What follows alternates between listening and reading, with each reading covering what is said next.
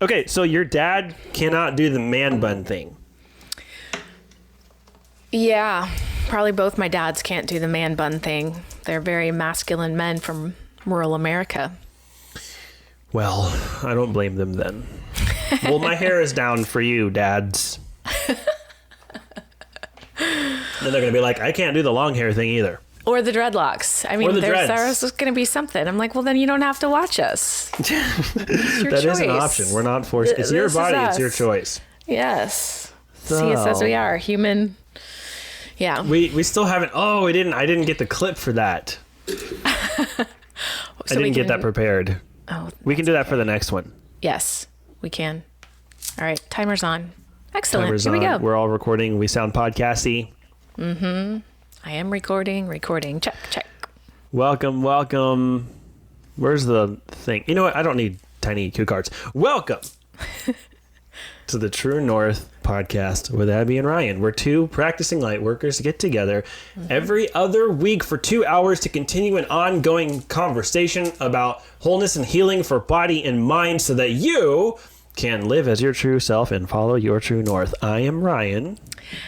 And I'm Abby. Good morning. And you have your coffee. Is that coffee or tea? This is actually coffee. It's been a long week of no sleep, so I'm going for the caffeine. What are you drinking?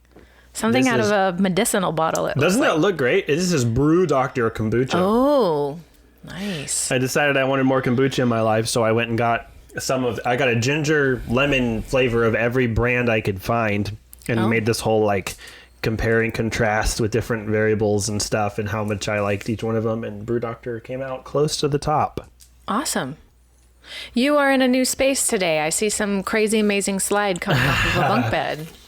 Yes, this is Bricks's what used to be his playroom and is now his room. Okay. Last time I was in his old room that was the nursery that became his bedroom, and now this is so that behind me is bed. And actually we have underneath here is where we play with the trains, and we have Christmas lights that are just on all the time. And so he climbs up his ladder to get in bed, and he slides down his slide to get out of bed. That's so cool. And so it's so funny because we watch him if he wakes up in the middle of the night. Our little devices will wake us up and we'll watch him, and he'll sit up and he'll look around, and if he wants to come get us, he'll just slide down the slide and then walk over to the door. That's awesome. It's pretty great. Everybody needs a slide to get out of bed. I would love to have a loft bed with a slide to get out. It would be so much fun. It would. That's actually in my control. I can do that. I'm a grown up who can make things. Yes, I was going to say, you are very talented, I have noticed. So I just know how to nail a bunch of wood together. That gets you pretty far in life. Abby, I have a question. I have a story. You okay, yes. First of all, I have one question for you. What the hell is Asian glow? Asian glow. Okay, so I've told this story for a very long time.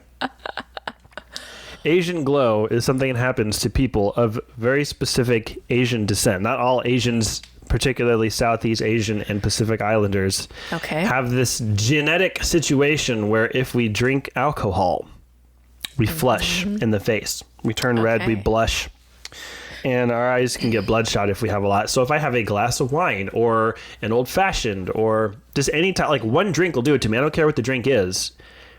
If I have a drink, I will turn red in the face. And they call it the Asian glow. Okay. And if there are any Asians listening to this who actually have the same thing happen and they don't know, if you take Pepsid AC up to 30 minutes beforehand, you will not have the glow. So you can drink in public without people thinking you're about to vomit your eyeballs out. But I tell this story about how one time I went to lunch on my lunch hour, went to Chili's. I thought it would be a great idea to have this giant margarita in the middle of a work day. And it didn't really affect me as much as, you would think that it would. I was still coherent and I wasn't doing a hard job. But I got back to work and my boss was and by the time I got back to work, not only was my face flushed, but my eyes were bloodshot and they were just glazed over. And, a buddy of mine described it where whenever I drink, I always look like I'm about to cry or I might be crying. My eyes just get really glossy. Crazy. And so my boss was like, are you okay? No, you're not okay. You need to go home. You need to take the rest of the day off and probably go to the doctor and take tomorrow off too. There is something very wrong with you. And I was like, okay, I'm not going to argue. See you later. And everyone that I went to lunch with was like, they knew that I had just been drinking, and my boss was like the only person who didn't know that the Asian glow was a thing. And I just let her continue to think that I was just sick for a while, and I milked it, and everybody else was mad because I had to cover for me.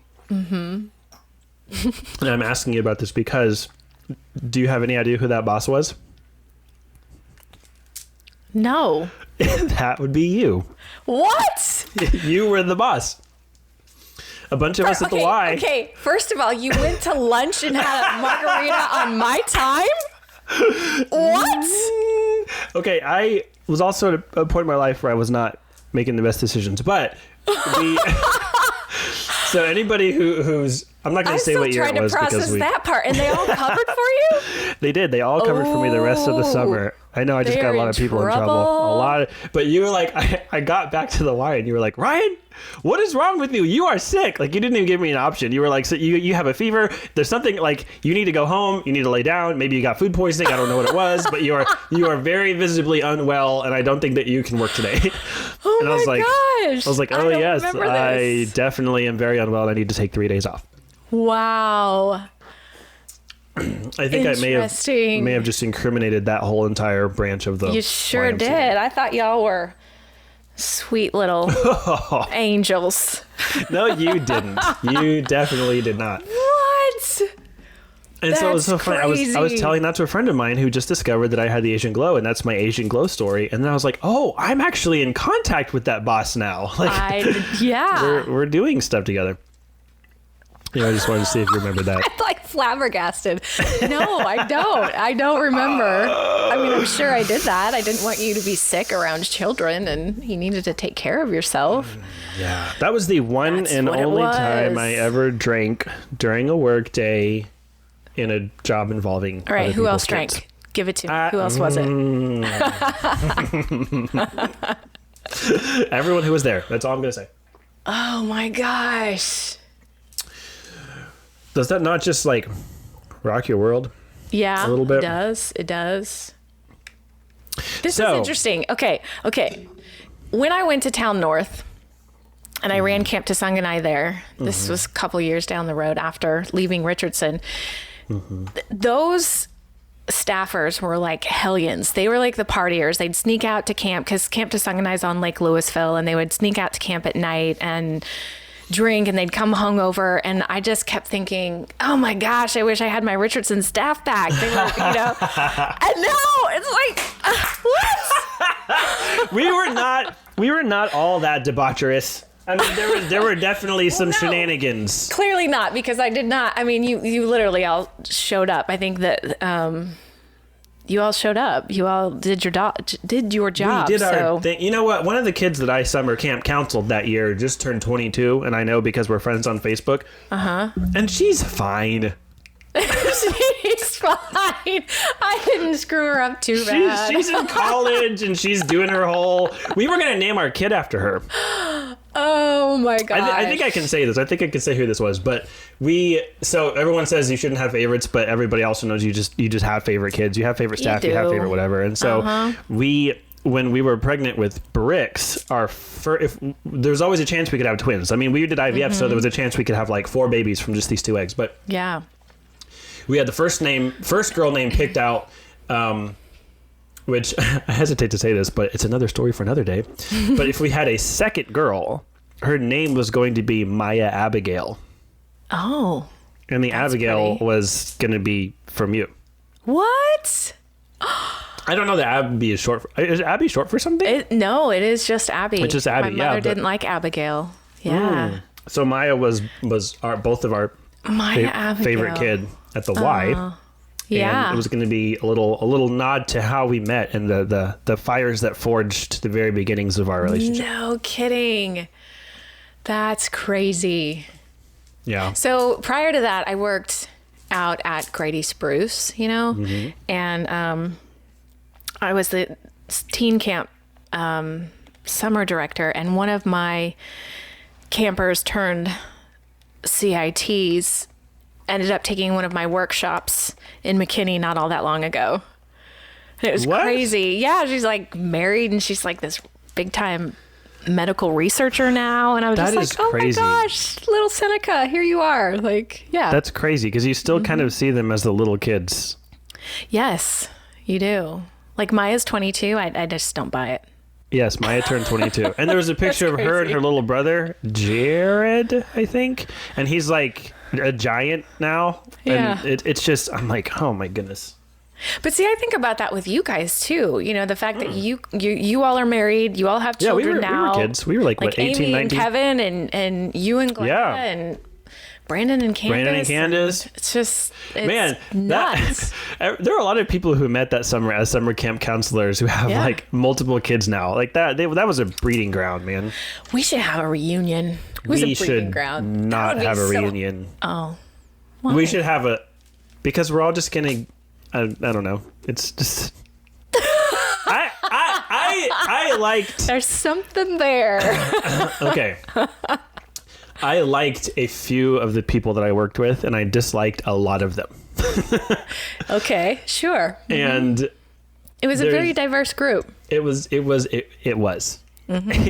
And there was just so much stuff that like once we all didn't have to be around each other anymore, we all kind of were like, okay, now I don't have to think about this, and just moved on.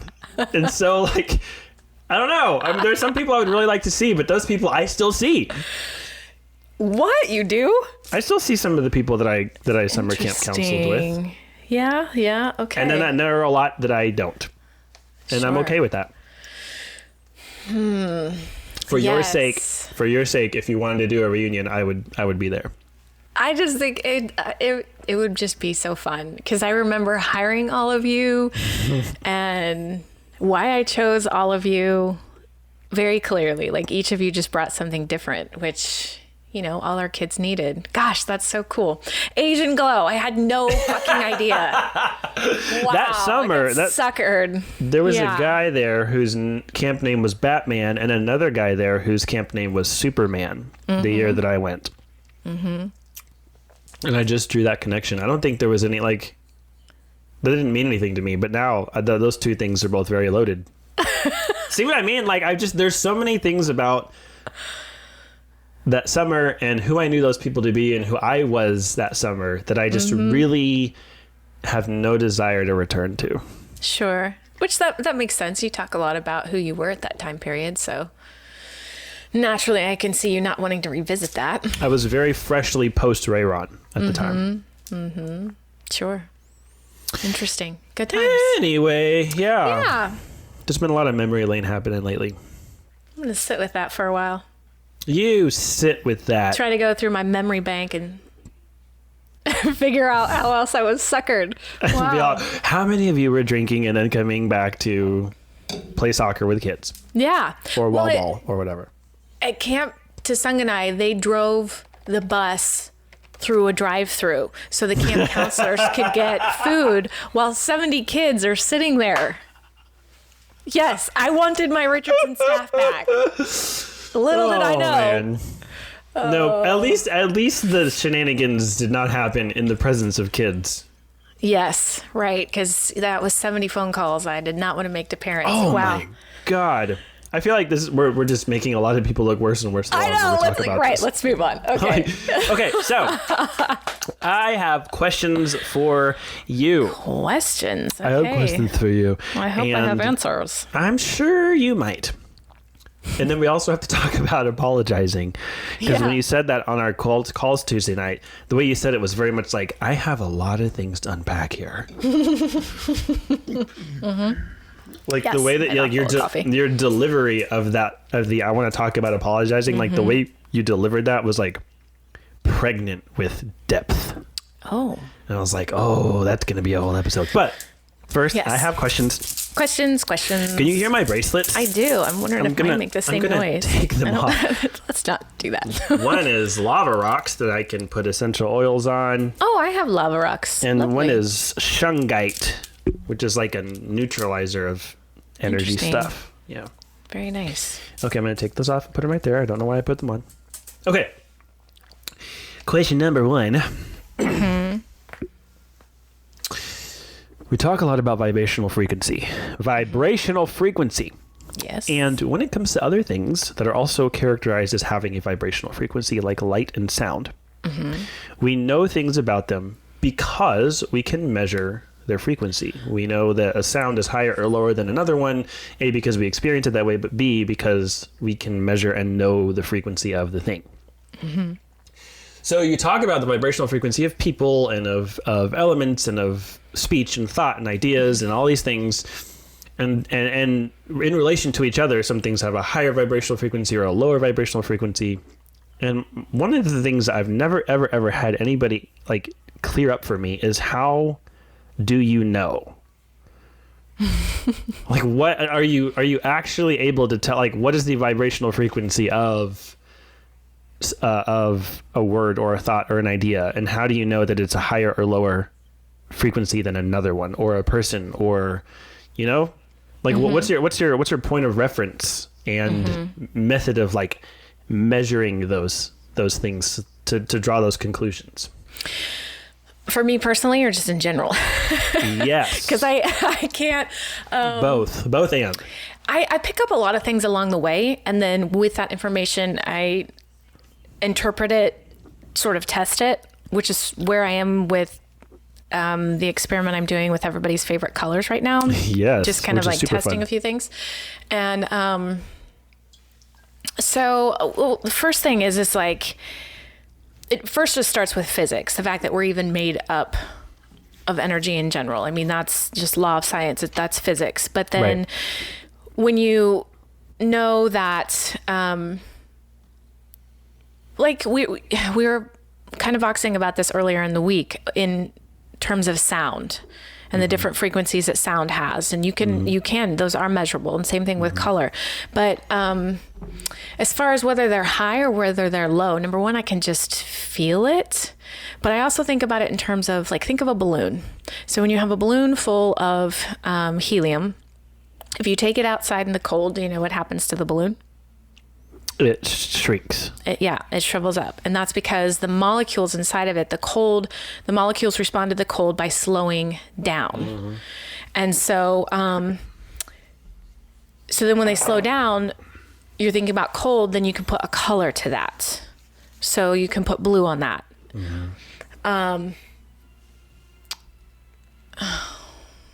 You asked a really difficult question. I'm trying to give you a really right off the bat quick answer.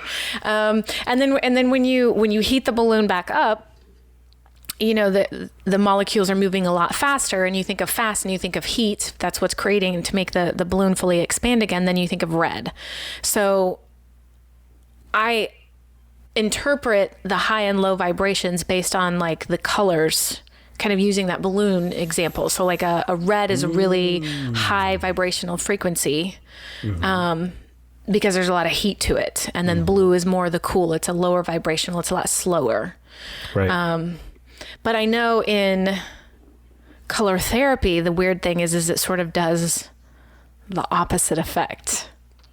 No, what do you mean? And I'm trying to understand this. Like, if you want a calming effect when you do chromotherapy, you actually use red versus blue, which seems really counterintuitive.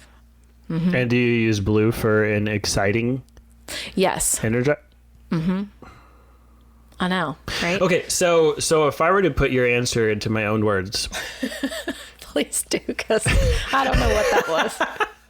It sounds like you're taking things with measurable, objective vibrational frequencies and looking at what properties and behaviors and qualities and traits they have, and then taking things that have similar properties, behaviors, quality, and traits, but may not be quite as measurable, and using the language of frequency to describe those as though the vibrational frequency was in fact measurable, because it shares so many traits of things that have certain vibrational frequencies.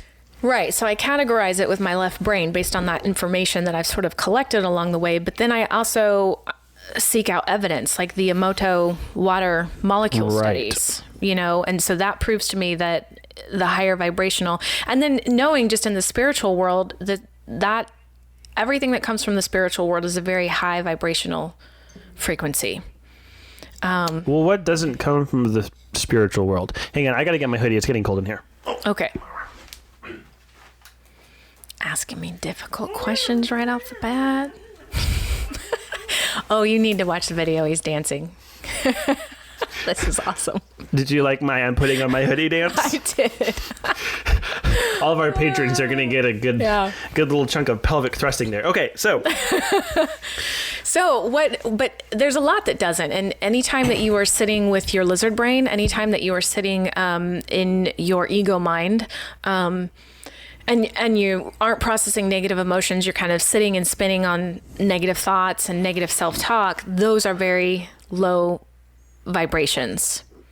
But you're asking, how do I know that, right? Yes. Yes. I just feel it, Ryan. I just feel it. Because they behave and act like things in the natural world that are characterized by having low vibrational frequencies. Yes. That's what I'm hearing you say. Yes. And so I guess the more evidence that I get that matches that, it's like our conversations. Like when I leave our conversations, I am bouncing off the walls, and it's because we have very high vibrational frequency conversations. We're talking about very positive things. We are sitting in our, spiritual selves and our soul minds instead of our ego minds. But I mean, think about, like, do you have a friend, or have you had a friend in the past that's just very toxic, and yes, nothing is good. Everything's always a complaint. There's nothing that ever goes right. And like when you leave that person, you just feel heavy and melancholy and low.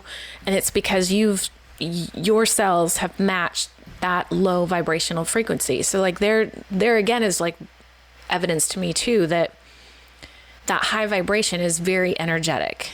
It very lifts me up, picks me up. There's an upward. Everything comes back down to an up and a down. Yes. Directionally. Mm-hmm.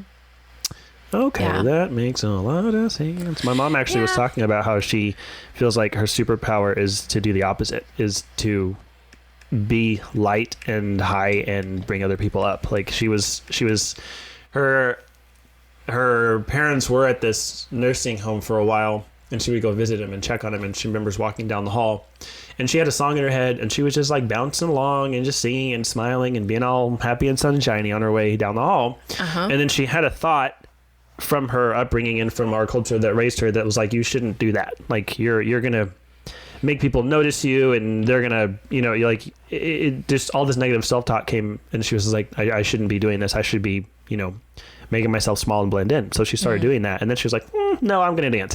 And then so then she consciously decided to just keep on dancing to the song in her head. And she walked through this room full of all these old ladies who just kind of sit by the door, because that's where the only things that happen in the nursing home.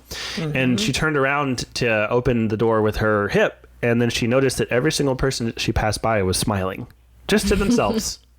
And she was like, I lifted the energy in this room. Instead of being brought down by what was there, one person lifted everybody else in the room just by being very uppity. Well, not uppity, that's the wrong word, but that's really, no, that's not the right word, but I know what you're saying. That's really high energetically high. I don't know. But it's hard to do, because it's actually easier to catch low vibrations. Right. And that's why if I go into a crowd and I'm not in my bubble, I can get pulled down so easily, because it's really easy for me to pick up on those low vibrations. That I don't know why. I don't know why that's easier. Have you ever... Go ahead. Well, I mean, just being, we talked about this in our pilot episode about being light workers. And I think that's what it's about, is that just having that protective bubble on, to have the awareness to stay in that high frequency so that you can pull everybody else up. Because if not, I mean, it's exactly what's happening with this freaking pandemic right now. It's like everybody is matching the fear and the anxiety that's kind of all across the board. And it's really hard to go out and be that light worker and try to raise people up, because it's incredibly strong. Have you ever found, going back to the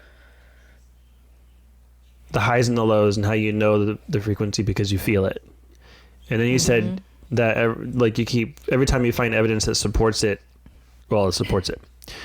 Have you ever found evidence that goes to the contrary? No. I have not. 0 times.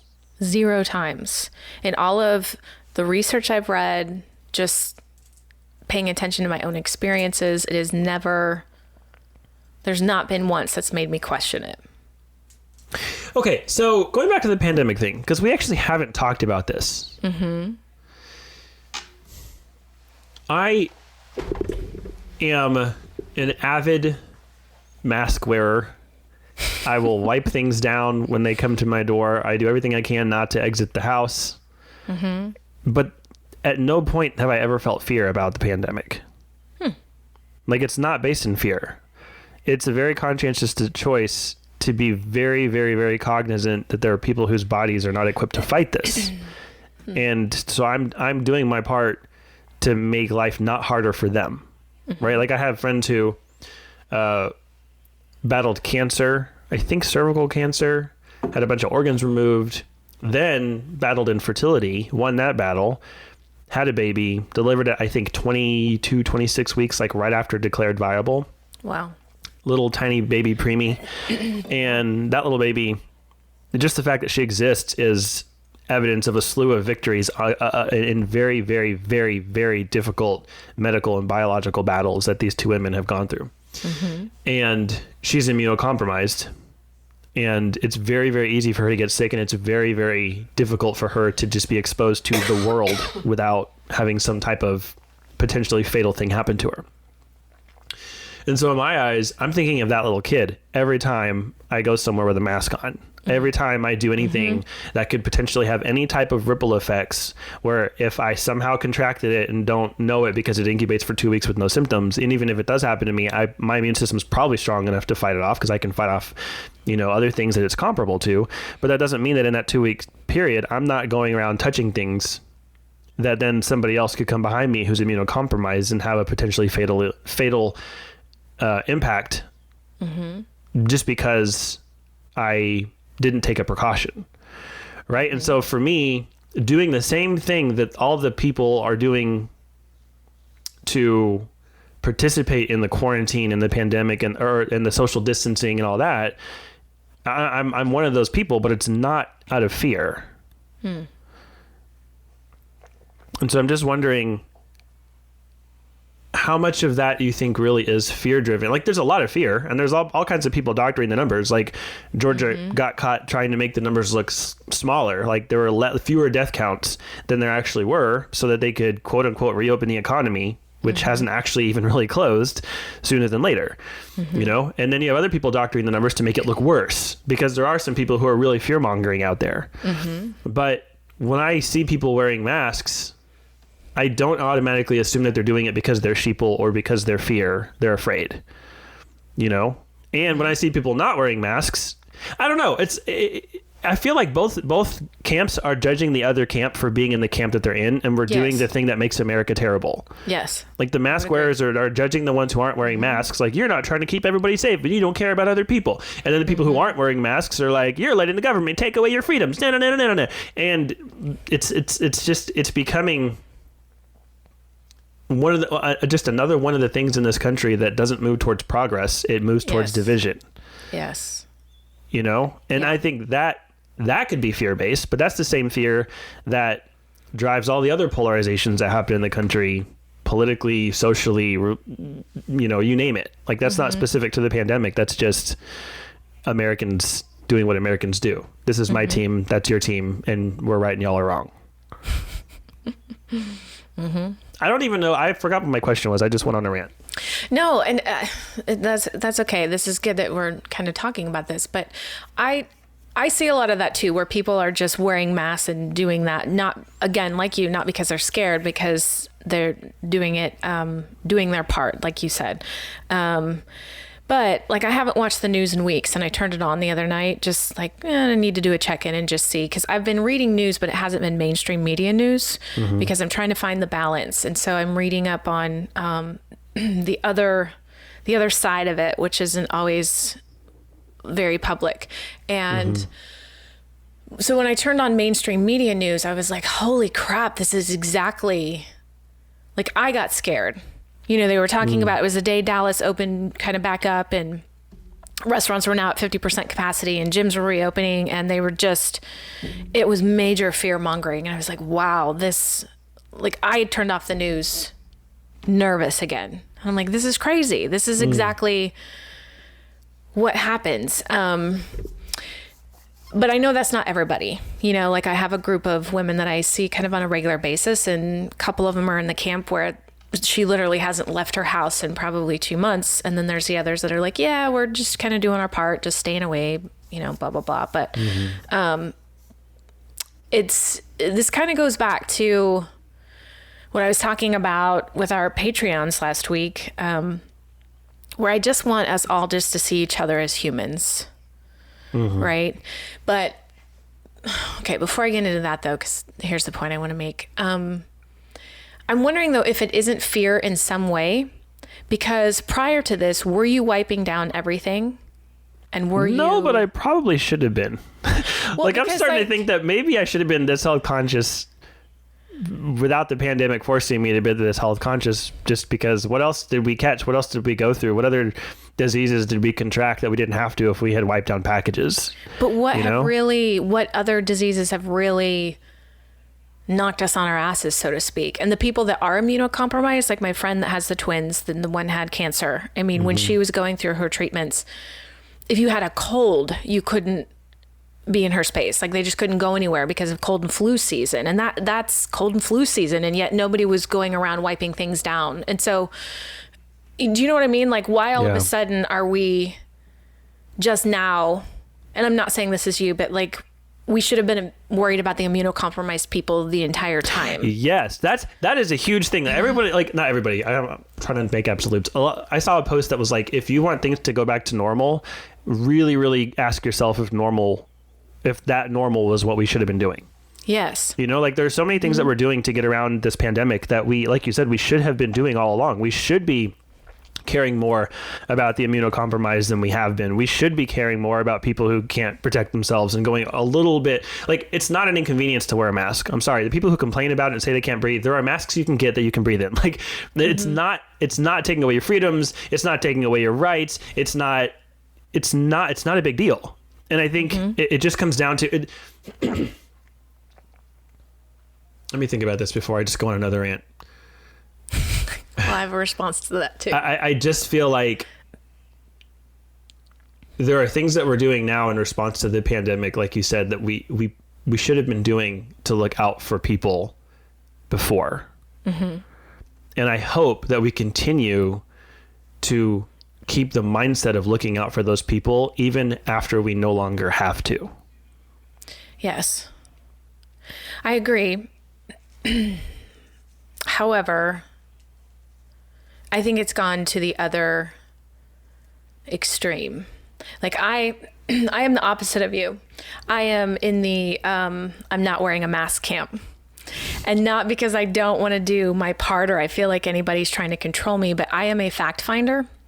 And so what that means, and this kind of goes back to you asking your question about how do I know about vibrational frequencies? It's like when I get onto something, excuse me, I really go and kind of go down rabbit holes and just really try to find, I want to know both sides of the story. I don't want to take something at face value. So if this mainstream news media comes on and it's like, you can get the virus just by breathing on somebody or them breathing on you or touching or whatever, I really want to know if that's true versus them just scaring me into wearing a mask and gloves and all this.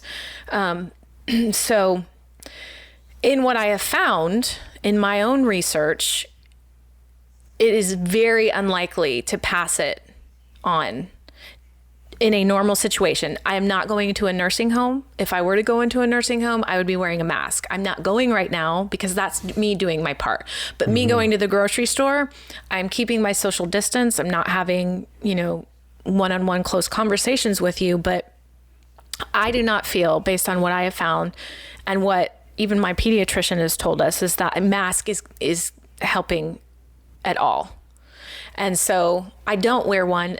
But me doing my part is I'm just not going out as frequently.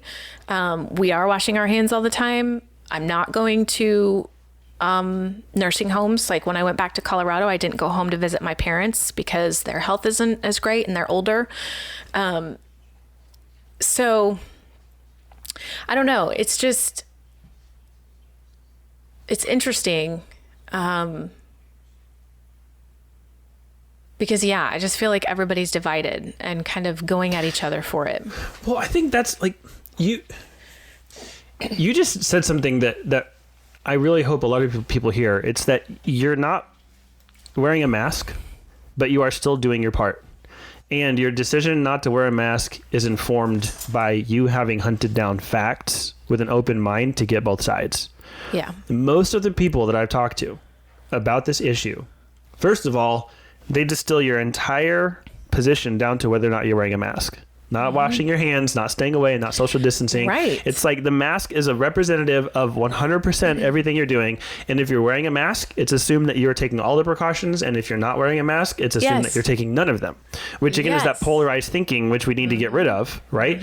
Because if I saw you in the public and I didn't know you and you weren't wearing a mask, I would probably be tempted to make all those assumptions about you. And you don't have the chance to tell me everything you are doing to do your part. And I think people just tweaking their perspective on the others in that way, just kind of making room for them to have a story about why they're doing what they're doing, will kind of help to allay some of the judginess that's being fired in both directions.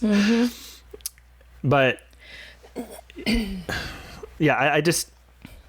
think what really irks me about the pandemic thing is just how we can't even have conversations about it anymore, because it's now about which camp are you in, right? Which just, that gets under my skin so hard.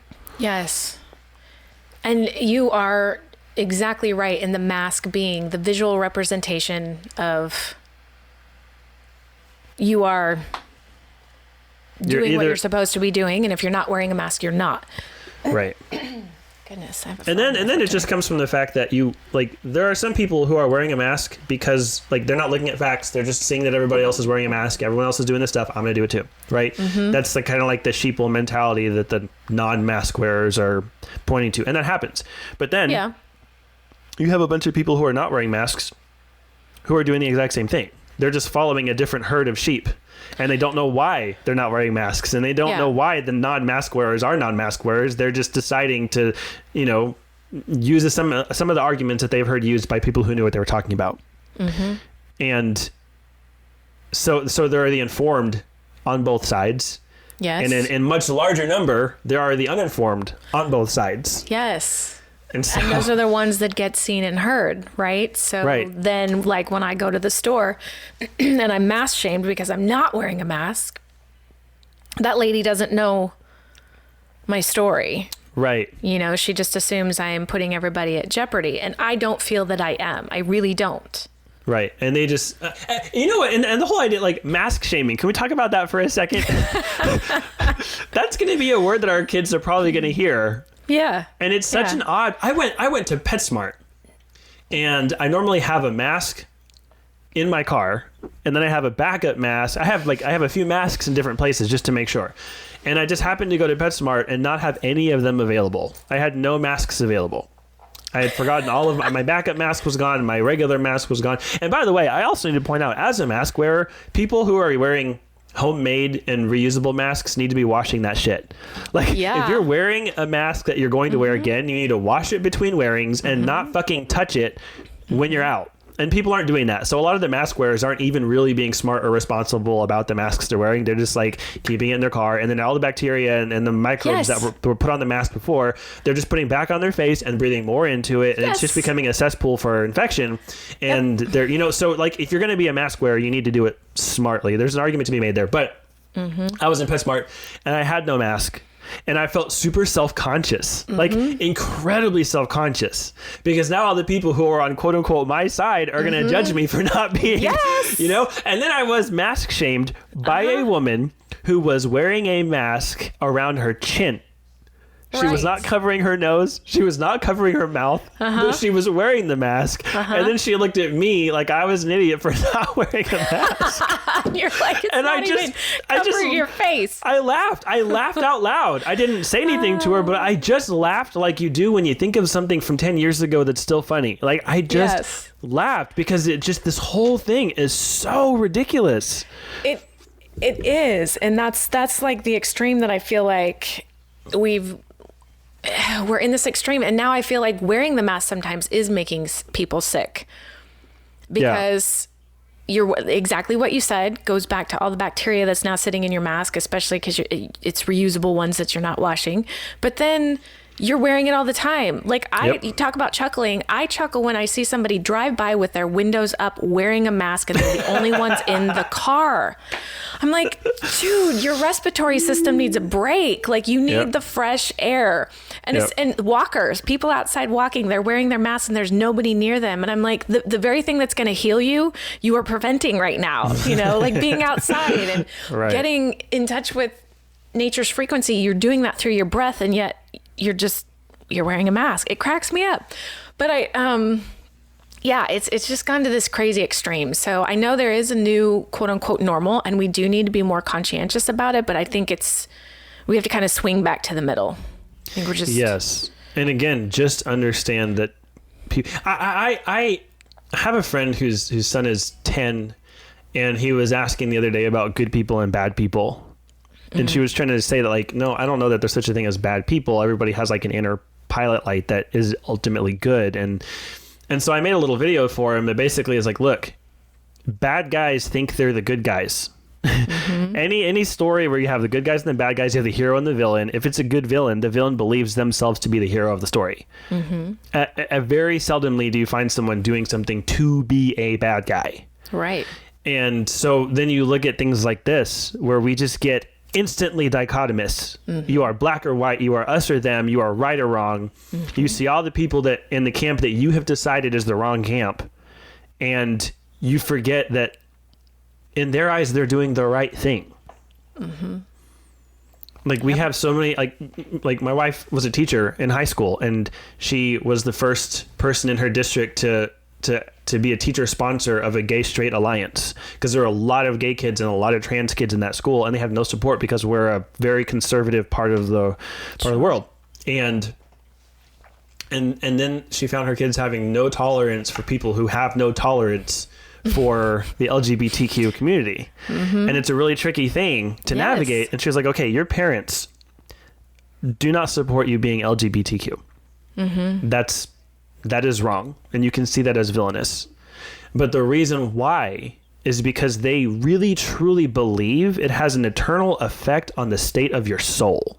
And so while it does lead them to some very hurtful, destructive, archaic behaviors and actions, you have to see through that their intention is still to save you. And so, because then you can talk about the behaviors instead of like saying, you're a bad person because you're doing a thing that hurts me. If you can see, if you're a mask wearer and you can see someone not wearing a mask and still find it within yourself to believe that they have the right intentions, then all of a sudden these walls we're putting up start falling down and becoming bridges. You just described what staying in your business but having empathy for other people means. Oh, good, because that was my other question was how the fuck do you do that? Exactly. Empathy what you're should saying. be being in other people's business at least a little bit. You're not. Whoa, hello. Sorry. That was scary. Wow. You have good guard dogs. I am terrified. Somebody at my door. Package delivery. No, when you have empathy, you are not in someone's business. Okay, the example of the mask. If you are in somebody else's business when it comes to wearing a mask or not wearing a mask, you are either saying, yeah, that person's on my team, or you're saying that person is not on my team. That's being in their business. When you are staying in your business, I'm wearing a mask or not for whatever my reasons are, and then you are seeing that other person as, like for me, if I'm seeing somebody that's wearing a mask, I literally show up with no judgment. I try to think like the many reasons. Maybe they work in a healthcare facility. Maybe they have people at home that are compromised. They're taking care of aging parents. I'm just going to keep my distance and not have interaction with them, right? Like that's me being able to be empathetic, but I'm not saying, oh my gosh, look at you guys, you didn't even do your research and now you're all walking around with masks and it doesn't even work in the, like if I were doing that, that's me sitting in their business, right? Judging them. But, so that's exactly what you're saying. But empathy does not mean that you are in their business. That means you are literally staying in your own business, but having understanding and trying to have feelings for where someone else might be coming from. It's very different. I feel like maybe when we talk about being in other people's business, it feels to me that the situations that bring up that term are when you are choosing to cater your behavior around what you suspect they might do in response. Absolutely. And it's usually something that we say when you're in a place of fear, as far as that's concerned. Like, I'm not going to do this because then you're going to do something that I don't want you to do or whatever, or to keep myself safe. Whereas empathy, I feel like when you're empathetic, there's a part of you that is honoring their experience without judgment. Right. But you're saying it's not being in their business because then it doesn't cause you to change you in any way. Change you around the what ifs and the mights. Mm-hmm. You don't modify your behavior. But I do. Well, if you do, then you're sitting in their business. Well, what I was going to say was like, do I modify my behavior around? Because honestly, my behavior, my behavior of wearing a mask comes from how that action might affect immunocompromised people who stand where I stood and touch what I've touched. Mm-hmm. So in that sense, I really literally am changing my behavior around how it might affect another person. But maybe that's what it is. Maybe it's you're paying attention to how you affect them, but you're not worried about how they will respond. Yes. Is that a fair delineation to make? Like, I'm not doing it because I'm trying to corral the potential actions of another person. Mm-hmm. But I am taking into consideration the effects of my actions on them. Mm-hmm. And then sometimes even altering my behavior to change my effect on them. Mm-hmm. Not so that they will or won't do X, Y, Z in response. Yes. Maybe that's what it is. Maybe being in other people's business is trying to cater your behaviors around what you imagine their behaviors will be in response. Not necessarily just how it creates an experience for them. Mm-hmm. And now I feel like I'm just talking in circles. Well, this is where it gets tricky because it kind of makes me think of another, I think this was a conversation we had in our pilot where like if everybody stays in their own business, how do you have society? Right. You're going to end up being just an inconsiderate jerk to everybody because you don't give two shits about anyone else's experience as a result of what you do. And we can't do that. You have to at least consider their experience, which I'm trying to detach that from our definition. I guess I'm just trying to define my terms because some when we talk to our patrons about it on the tribe, it's kind of like, it can get really confusing. All the what about this and that and the other, and you can't just, if you take the idea of not being in other people's business to its extreme, then you just end up not giving a shit about anybody else, and there's no, it's just like this hyper individualist thing. So how do you consider other people's experience as it relates to your behaviors and actions, while still not, quote unquote, being in their business?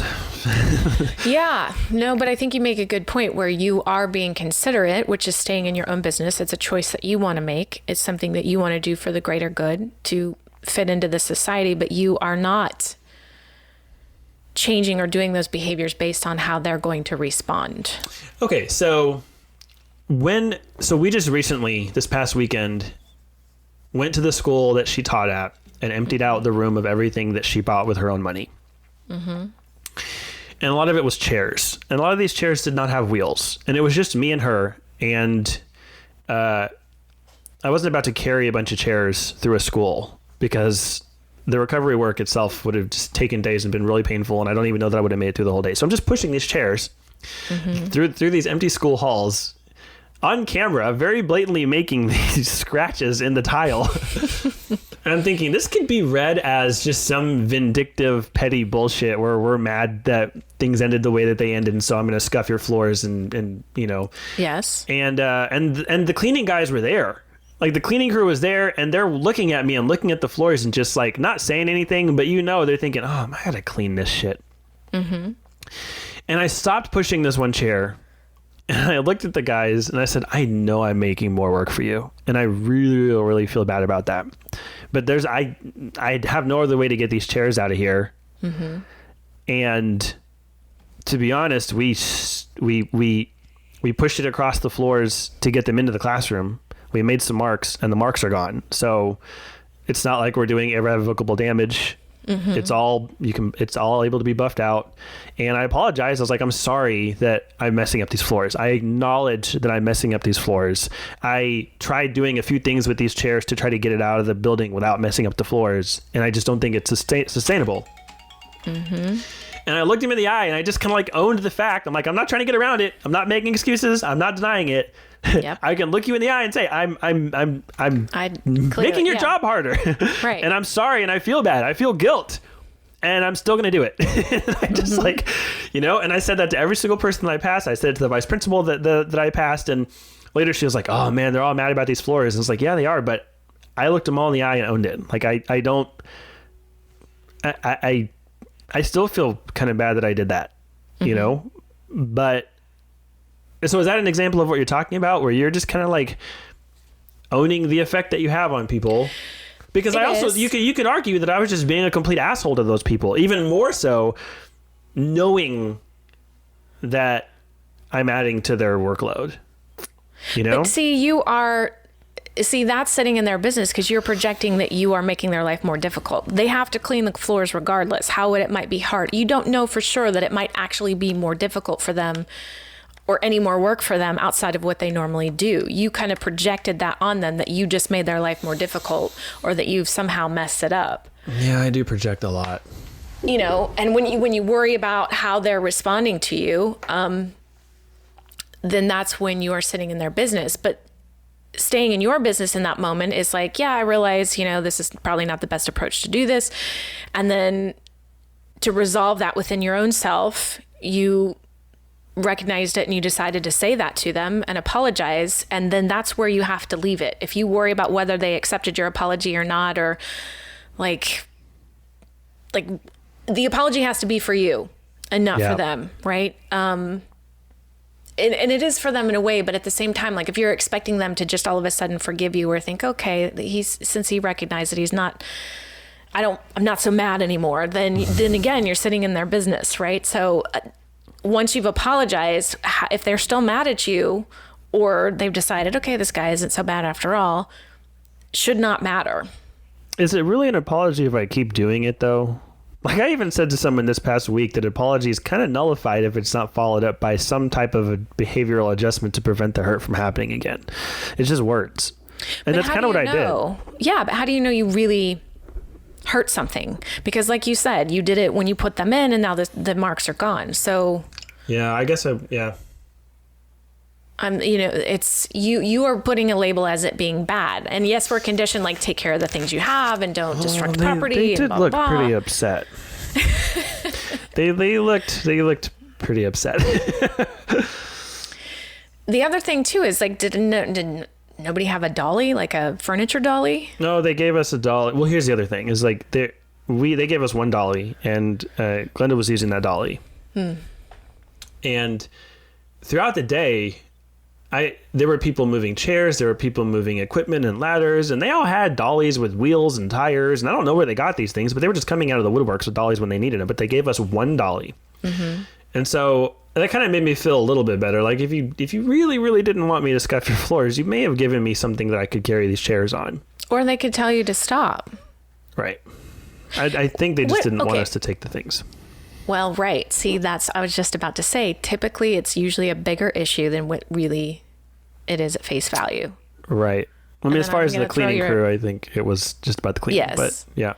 But to throw your dad's words back on you, and I'm not going to get him right, but what does he say about, well, do you think they're still thinking about this? Oh, is it still happening to you? Is it still happening to you? I feel like if they've already buffed out the floors, as soon as they were done, they stopped thinking about the guy that scuffed them up. And if they haven't, then it's just another to do. Like if I was on a cleaning crew, I'm not going to say that because I don't really know that experience. Maybe there's stuff I don't recognize, but I can see a reality in which it's not even that big of a deal to them. For all I know, they were planning on buffing out the floors the next day anyway, because it was a Friday, and maybe they do it every weekend before the Monday starts.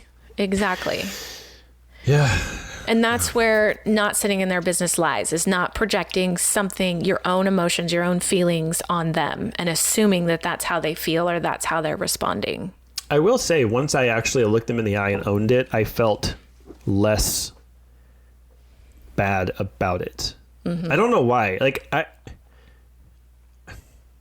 Because I was still doing the thing that I had apologized for, but I used to have a policy that if I ever cut someone in line, I'm going to look him in the eye while I do it.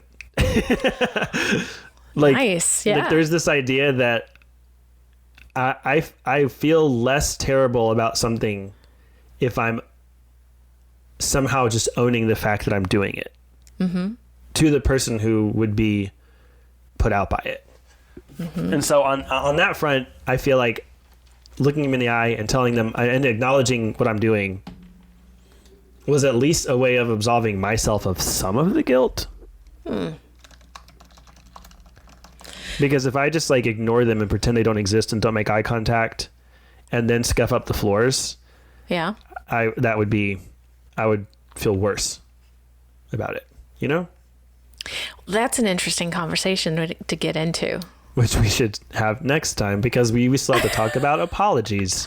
This is a great transition. We do a really good job of cliffhangering these things so that people can't not listen to the part 2. Yep, exactly. You want to do gratitudes? Yes. You want to start today? No, but I will if you want me to. No, I can start. I am actually grateful. I really try to find, where your attention goes, your energy flows, right? Yes. So if I get really caught up in this pandemic mess, everything we're talking about and the complete extremes, and I can get really frustrated. And so I really do conscientiously spend a lot of time trying to find the good that's coming out of this, because there is good, and we can rise above this regardless, and try not to be so divided. And so, one thing I'm grateful for is this has brought a lot of students home. Yeah. And they're all at home. They're all needing summer work, and I need somebody to engage my son for the summer. I am a better mom when I can be away from my son, and I can fill my own soul and take care of myself in that way. And so I guess I'm really grateful because I actually found a girl that lives in our neighborhood. She just graduated college. She's going to PT school this fall, and she's home because of this mess, and had to leave school early and whatnot, and graduated from here.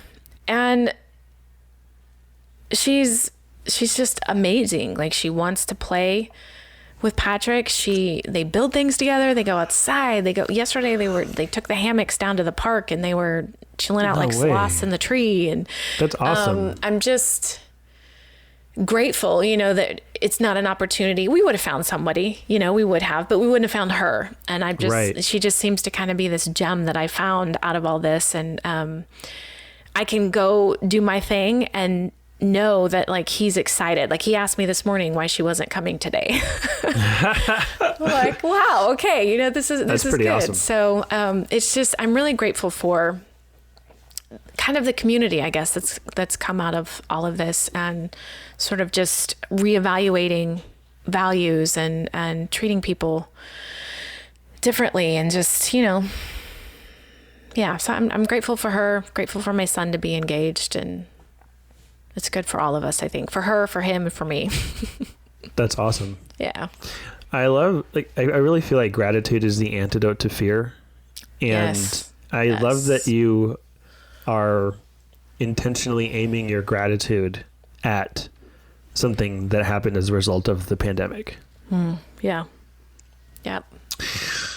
I am grateful. You said to me in our second top secret podcast for patrons only, that something about threes, 3 people, a group of 3, one of which being me. And I think I alluded to this in my response, but I have a really good feeling of who those other 2 people are in this little triad of connection and friendship. And I'm not going to name who they are, but they know who they are. And I just want to say that I'm really grateful for them. Yeah. For those other 2 people and all that they've brought into my life. I know they're listening. They probably are. So. And I have to thank your mom too, because you really changed. You texted me about your mom's gratitude practice, and she writes, "I'm grateful for," and then "I'm grateful because." Yes. Wow, that's right? powerful. That is powerful. Yes, because it sticks. It sticks a lot more when you can say, "I'm grateful because," and then you answer that. So I've actually kind of shifted my practice a little bit. So.